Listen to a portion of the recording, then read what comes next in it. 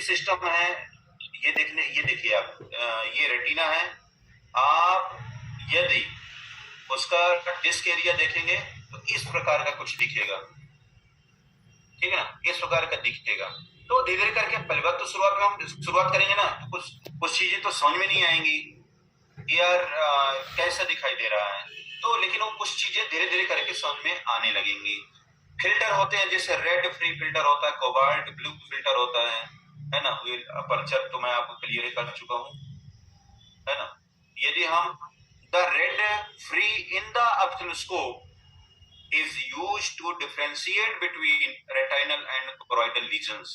Retina और choroidal lesions को यदि हमें पता करना है तो हमें रेड फिल्टर लगाना चाहिए। ये बहुत डीप चीजें हैं। देखिए, रेटाइना में आपको मालूम है, एनाटॉमी आप लोगों ने पढ़ी है, ब्लड वेसल्स रेटिना में तो होती नहीं है। रेटिना क्या है? एज ए ट्रांसपेरेंट ग्लास है जो 10th लेयर का बना हुआ होता है। ब्लड वेसल्स कहाँ होती है? वो होती है कोराइड में, है ना।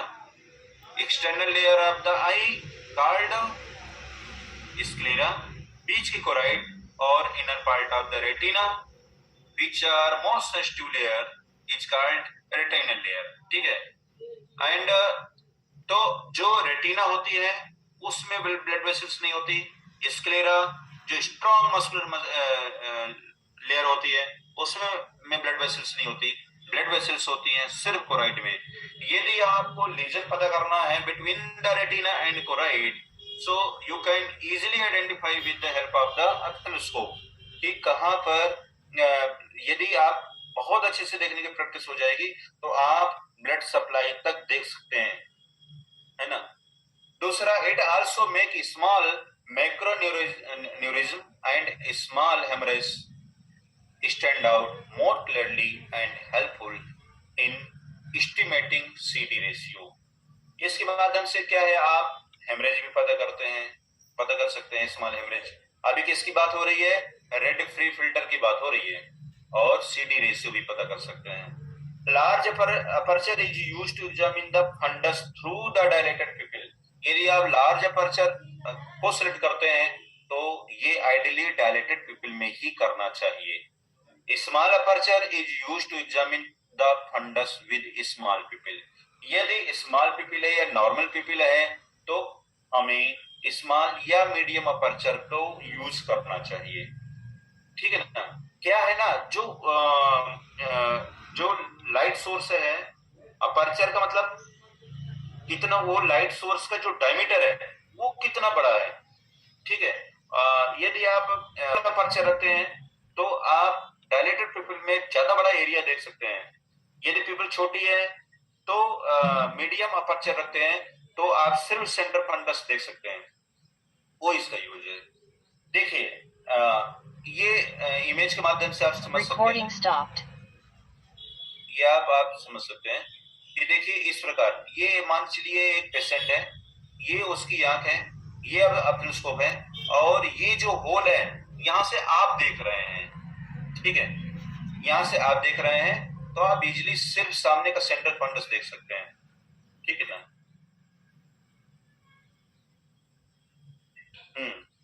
Semi circle aperture is used to avoid fundus reflection which examine the fundus. जो semi circle aperture is used to avoid fundus reflection, जो फंडस का रिफ्लेक्शन है उसको अवॉइड करता है, तो कुल मिलाकर के सेमी सर्कल सबसे अच्छा माना जाता है। The grid with a small star in the center is used to find out the recording in progress। ये ग्रिड तो बहुत ज्यादा यूज करनी है भाई अपने, है ना, तो उसको आप छोड़िए। ये आपकी एनाटॉमी है, पूरा ट्रांसवर्स सेक्शन है, क्रॉस सेक्शन है, और ये रेटिना है, मैकुला, फोबिया, तो ये चीजें आप लोगों को मालूम है, ठीक है। इसके बाद ऑप्टिक डिस्क, यदि सामने की दो चीजें इंपॉर्टेंट होती हैं, ऑप्टिक डिस्क एरिया और मैकुला एरिया। यदि आप रेटिना ये ऑप्टोस्कोपी कर रहे हैं तो खास करके दो चीजें देखना आप चालू करिए, बता रहा हूं आपको बहुत मजा आएगा। एक है मैकुलर एरिया, दूसरा ऑप्टिक डिस्क एरिया, ठीक है ना। तो देखो दो चीजें, एक तो ऑप्टिक डिस्क का मान तो है ग्लूकोमा वाले केस में, और जो मेकुलर डिस्क का एरिया है वो आपके विजन इन्फेक्शन से सीधा उसको संबंध से जोड़ के देखते हैं। यदि मेकुला नॉर्मल है, ठीक है ना, तो उसका विजन बहुत अच्छा होना चाहिए, 6 होना चाहिए। इनके सब यदि उसको लेंस में कोई प्रॉब्लम नहीं है और कॉर्निया में कोई प्रॉब्लम नहीं है, ठीक है। तो ये आप स्टार्टिंग में देखना चालू करिए कि मेकुला नॉर्मल मेकुला कैसा होता है, एबनॉर्मल मेकुला कैसा होता है, नॉर्मल मेकुला कैसा होता है, एबनॉर्मल मेकुला कैसा होता है, ठीक है। नॉर्मल मेकुला में क्या होता है आप देखेंगे, उसमें एक मेकुलर रिफ्लेक्ट है ना, जिसको रेटिनल रिफ्लेक्ट बोलते हैं, एक रिफ्लेक्शन दिखता है। जिस प्रकार आप देखते हैं ना कॉर्निया देखते होंगे तो सेंट्रल कॉर्नियल रिफ्लेक्शन दिखा करता है, ठीक उसी प्रकार मेकुलम में भी एक रिफ्लेक्शन दिखता है। यदि रेटिना का रिफ्लेक्ट दिखता है, चमक दिख रही है एक बिंदु के माध्यम से, तो उसको बोलते हैं रेटिना ऑन, या रेटिना का रिफ्लेक्शन ऑन है, या रेटिना का रिफ्लेक्शन दिख रहा है। और यदि वो रिफ्लेक्शन नहीं दिख रहा है, मैं कर रहा हूँ रेटिना में कर रहा हूँ, यदि मेकुला में रिफ्लेक्शन दिख रहा है, एक चमक दिखाई दे रही है, तो इसका मतलब क्या हुआ, मैकुला नॉर्मल है। और यदि रिफ्लेक्शन नहीं दिखाई दे रहा है, चमक नहीं दिखाई दे रही है, इसका मतलब मैकुला नॉर्मल नहीं है, उसमें कहीं ना कहीं कुछ प्रॉब्लम है, ठीक।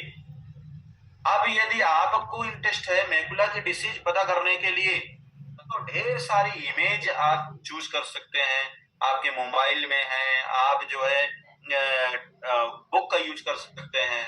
तो आपके पास में तो मोबाइल है, मोबाइल में कि मैकुला में कौन कौन सी प्रॉब्लम होती है। एक तो देखिए हो गया नॉर्मल रेटिना, हो गया जिसमें आपको रिफ्लेक्शन दिखेगा। दूसरा, यदि नॉर्मल मैकुला नहीं है, तो मैकुला में क्या क्या प्रॉब्लम होती है ना।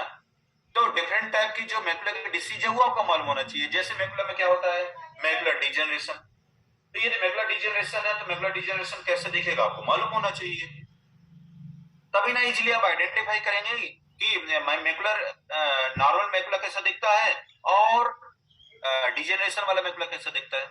तो बिटवीन द टू सिचुएशन आप इजीली आप आइडेंटिफाई कर सकते हैं कि किस टाइप का नॉर्मल रेटिना नॉर्मल मैकुला और किस टाइप का ये डिजेनरेटिव मैकुला।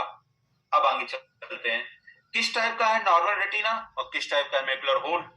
यदि बीच में होल दिख रहा है ना, और तो जिस प्रकार कहीं फोड़ा वोड़ा हो जाता है ना, तो फोड़ा के बाद एक बीच में एक जहां से पस या निकला करते वहां पे एक होल टाइप का बन जाता है, ठीक उसी प्रकार का होल बन जाता है मैकुला में, ठीक है। तो आप इजीली आइडेंटिफाई कर सकते हैं कि नॉर्मल मैकुला कैसा है और मैकुलर होल में कैसे दिखता है, ठीक है ना। मैकुलर डिस्ट्रॉफी, यदि वहां पर डिस्ट्रॉफी है, डिजेनरेशन है, वो भी आप आराम से पता कर सकते हैं। मैकुला में कहीं यदि हेमरेज है, वो भी आप पता कर सकते हैं। मैकुला में यदि ड्रूसन है, वो भी आप पता कर सकते हैं। मैकुलर में यदि एडिमा है ना, सूजन है, तो वो भी आप इजीली पता कर सकते हैं। But between the two situation आपको इमेज देखिए, आपके दिमाग में ये और यार इसमें बहुत पढ़ना पड़ेगा, कुछ नहीं पढ़ना पड़ेगा भाई। ये हमारी जो अपन जो क्लास ले रहे हैं ना, ये पढ़ने वाली क्लास नहीं है, प्रैक्टिस वाली क्लास है। दो इमेज अपने मोबाइल में चूज करिए, एक है नॉर्मल इमेज मैकुला की, रेटिना के अंदर मैकुला की नॉर्मल इमेज, दूसरा है मैकुलर होल की इमेज। भाई दो इमेज को सेव करके दोनों में कंपैरिजन करिए ना आप। एक है नॉर्मल मैकुलर की इमेज, एक है मैकुलर एडिमा की इमेज। दोनों में आप देख करके आइडेंटिफाई करिए ना, स्टडी करिए, दोनों को सीखिए, दोनों को अपने दिमाग में बैठाइए, दोनों की इमेज को, ठीक है ना। कि नॉर्मल मैकुला ऐसा होता है और मैकुलर एडिमा की इमेज ऐसी होती है। नॉर्मल मैकुला ऐसा होता है, मैकुलर होल की इमेज ऐसी होती है। नॉर्मल मैकुला ऐसा होता है, मैकुलर डिस्क एरिया का क्या है आपका, जैसे आप डिस्क पे देख रहे हैं, ये डिस्क है, डिस्क में क्या शेप देखना चाहिए, कलर देखना चाहिए, क्लैरिटी ऑफ मार्जिन, उसका मार्जिन जो किनारे के मार्जिन है वो देखना चाहिए। कब डिस्क जिसको सीडी बोलते हैं उसका रेशियो देखना चाहिए कितना है।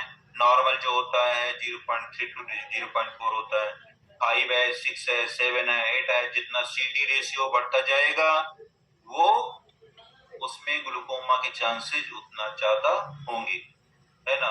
वीनस पल्पेशन, जो आप वीनस पल्पेशन में बोले तो जिसमें होता है ना वो ऑप्टिक एट्रोफी, ऑप्टिक एडिमा, है ना, वो इस उसके पल्पेशन से पता किया जाता है। लेकिन आप इसको अभी बहुत ज्यादा डीप मत जाइए, सिर्फ इतना आप यदि आप इस साल चालू करें अपनी प्रैक्टिस में, यदि आप लोग समझने लगे तो मैं समझता हूँ बहुत बड़ी उपलब्धि हो जाएगी। ठीक है, ये पॉइंट लेवल और मैंने चीजें क्लियर कवर कर लिया है। The phobia is located approximately 3 millimetre temporarily. ठीक है ना, जो मैकुला होता है फोबिया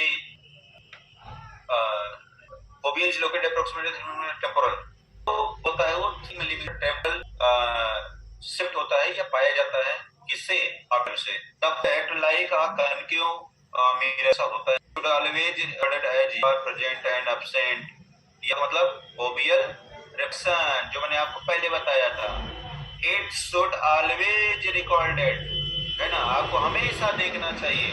मैंने शुरुआत इस चीज से किया था कि as you are present or absent it is dull, that is recorded as dull FR। ठीक है ना, तो FR का मतलब होता है फोबियल रिफ्लेक्ट।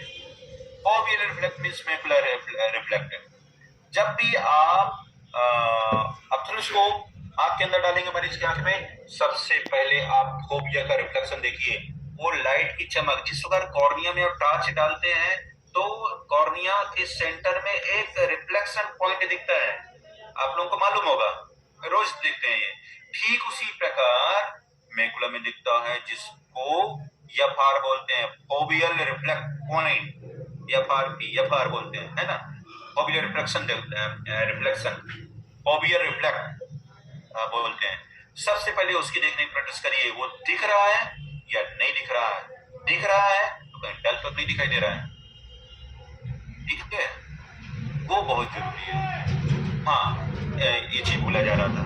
ये एफआर कैसे देखेंगे आप? एफआर देखने के लिए पेशेंट के आंख में आप ऑप्थेल्मोस्कोप डालिए, है ना, ऑप्थेल्मोस्कोप मतलब लाइट डालिए और पेशेंट को लाइट में देखने को बोलिए।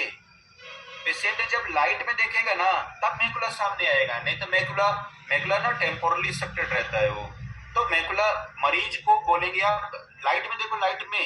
जब लाइट में देखेगा और आप मरीज की आंख देख रहे हैं तो सीधे मैकुला सामने आ जाएगा।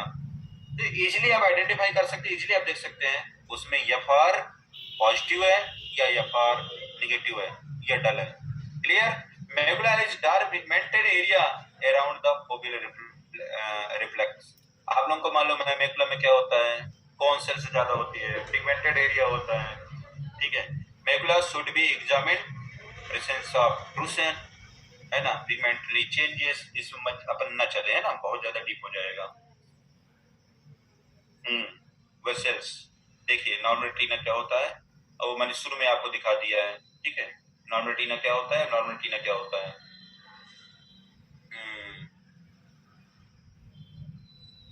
हाँ, और अदर यूज भी आप यूज कर सकते हैं। पीपल का जो साइज है वो देख सकते हैं, तो चुनाव करके आप medium size, small size, large size, उसका जो इल्यूमिनेशन है वो सिलेक्ट करके आप पीपल का साइज भी देख सकते हैं। और एनीथिंग दैट, हाँ, कैटरेक्ट भी देख सकते हैं, फ्लोटर्स भी देख सकते हैं, है ना। ये अपन देखते हैं, इसको देखिए, कैटरेक्ट तो आप रेटिना से देख सकते हैं, फ्लोटर्स आप देख पाएंगे, उसके लिए बहुत ज्यादा चाहिए होता है। ठीक है, तो इसको ये ज्यादा हो जाएगा। अब मैं समराइज कर रहा हूँ, देखिए मोटा, आप लोग बस मैं 2 मिनट लूंगा अभी आप लोगों का। यदि आप लोग विजन कर रहे हैं, रिफ्लेक्स कर रहे हैं, रेटिनोस्कोपी कर रहे हैं, और यदि आपको संतोषजनक परिणाम नहीं मिल रहा है, मरीज का विजन अच्छा इंप्रूवमेंट नहीं हो रहा है, पिन होल से इंप्रूवमेंट नहीं हो रहा है, तो कहीं ना कहीं हमारे दिमाग में एक बेचैनी होती है, यार क्या कारण हो सकता है कि यार इसका इंप्रूवमेंट नहीं हो रहा है। तो इस कंडीशन में ऑप्थेल्मोस्कोप एक बहुत अच्छा विकल्प है। यदि आप ऑप्थेल्मोस्कोप, जो सज्जन ऑप्थेल्मोस्कोप कर रहे हैं उनका बहुत बहुत शुक्रिया, और जो आज के क्लास के बाद करने का दृढ़ संकल्प किया उनके लिए तो और ज्यादा धन्यवाद। ठीक है, आज जो करने के लिए करेंगे नहीं तो उनके लिए बहुत ज्यादा धन्यवाद। तो मैं सबको कवर कर रहा हूँ भाई, ठीक है। तो मेरा मैं ये मजाक की बात हो गई। तो मेरा निवेदन आप लोगों से, मेरा पर्सनली रिक्वेस्ट आप लोगों से है कि डायरेक्ट प्रैक्टिस करिए, प्रैक्टिस करिए, प्रैक्टिस करिए। जब आप प्रैक्टिस करना चालू करेंगे आपको बहुत मजा आएगा, बहुत मजा आएगा, ठीक है। तो मैं बात कर रहा था विजन रिफ्लेक्शन में यदि इंप्रूवमेंट नहीं हो रहा पर्टिकुलर पेशेंट का, तो आपके दिमाग में एक जहन में एक प्रश्न, अरे यार मैं क्या प्रॉब्लम है। तो एक बहुत अच्छा विकल्प है, आप इसको इसके माध्यम से आप कर सकते हैं। इसके लिए एक मीडियम साइज की इल्यूमिनेशन आप रखिए, पेशेंट की आंख में डालिए, ठीक है। और डालते समय जब आप उसको कर रहे होते हैं तो खास करके जो फीमेल्स होती हैं, क्योंकि ये एक साथ से कॉन्ट्रैक्ट प्रोसीजर है, फीमेल्स होती हैं, खास करके जो यंग फीमेल्स होती है उसको आप पहले से आप काउंसिल कर दीजिए कि आपके जो आप प्रोसीजर करने वाले हैं उसमें उसकी सहमति चाहिए। जैसा चेस्ट वाला एरिया होता है, रिफ्लेक्शन जो आपको मैंने रिफ्लेक्शन हो गया है, ठीक है, नेगेटिव, ठीक है। तो प्रकार से जब आप देखते हैं डिस्क एरिया देखते हैं, मैकुलर ऑप्टिक एरिया देखते हैं, तो इतनी करके आप ये कर सकते हैं कि ये नॉर्मल है और नॉर्मल है तो आपको मैच करेगा। यार ये कारण था, मैकुलर प्रॉब्लम है ना, ये इम्प्रूवमेंट नहीं हो रहा था, इसको सीडी रेशियो बढ़ा हुआ है ना, इस कारण इसको जो है परमानेंट विजन लॉस हो गया है, इस ग्लूकोमा उसको हो गया, ठीक है। तो बहुत मजा आएगा। और आज की क्लास अब लगभग और चीजें कुछ मोटिवेशनल चीजें कहलाई है या कुछ क्लिनिकल चीजें, काफी कुछ मजा आया होगा आप लोगों को। यदि कुछ क्वेरी हो, कोई प्रश्न हो, अभी कर सकते हैं। कुछ एडिशनल रिक्वायरमेंट हो, कभी भी आप शिवकांत सर से रिक्वेस्ट कर सकते हैं। शिवकांत सर इस समय बहुत इंटरेस्ट ले रहे हैं आप लोगों की ट्रेनिंग के लिए। मैं बता रहा हूँ इस साल बहुत मजा आ रहा है, और मैं और शिवकांत सर कहीं न कहीं आपस में तालमेल बैठा करके आप लोगों की हर वो क्वेरी, हर वो रिक्वायरमेंट पूरा करने की कोशिश करेंगे।